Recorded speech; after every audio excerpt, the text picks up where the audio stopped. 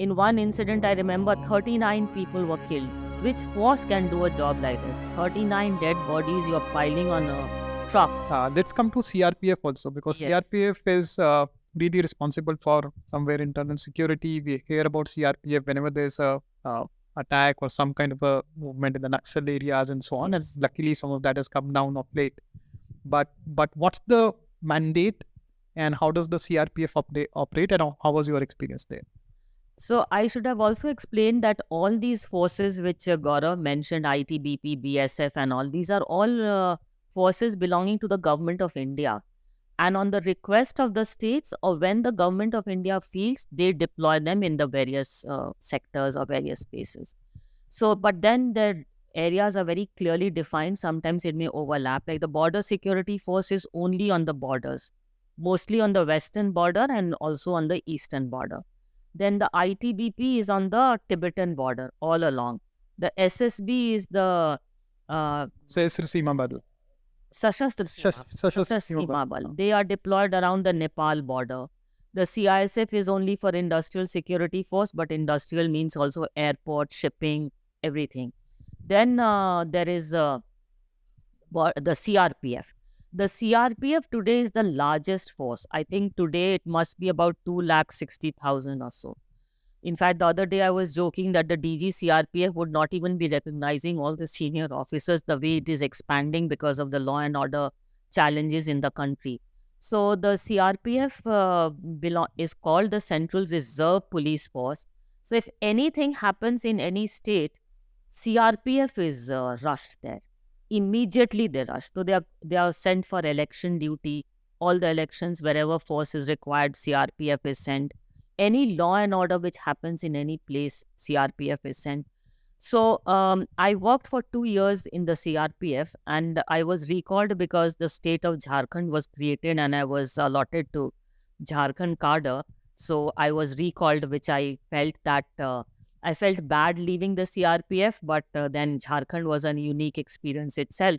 So my tenure in Jharkhand in CRPF was very different from all the other forces, because there you were all the time on the move. Anything could happen anywhere. And Kashmir was just happening in 89, 90s. It was just rearing up the Kashmir problem. And we had to rush forces. And those days, CRPF suffered a lot because we were not geared to handling that kind of terrorism.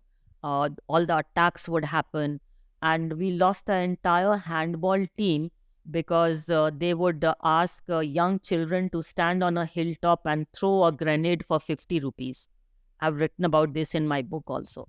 And when we went for inspections and all in Kashmir, I remember that when I went there for the first time, I was horrified to see that my inspection starts at 10 o'clock, but from 8 o'clock, road opening parties had to be deployed all along the road to, say, Baramulla or wherever I was going for inspection.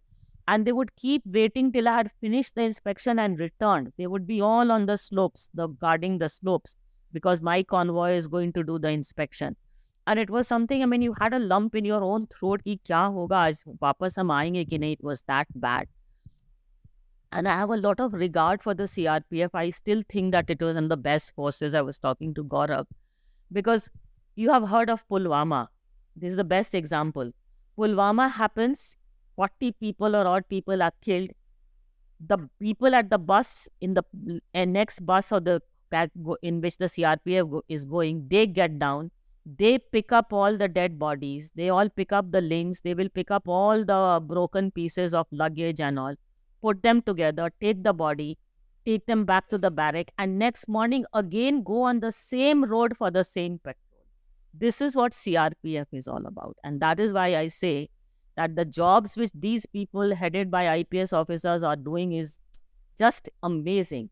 Which force, you in the night you are ambushed in Chhattisgarh or in the Jharkhand jungles. In one incident, I remember 39 people were killed.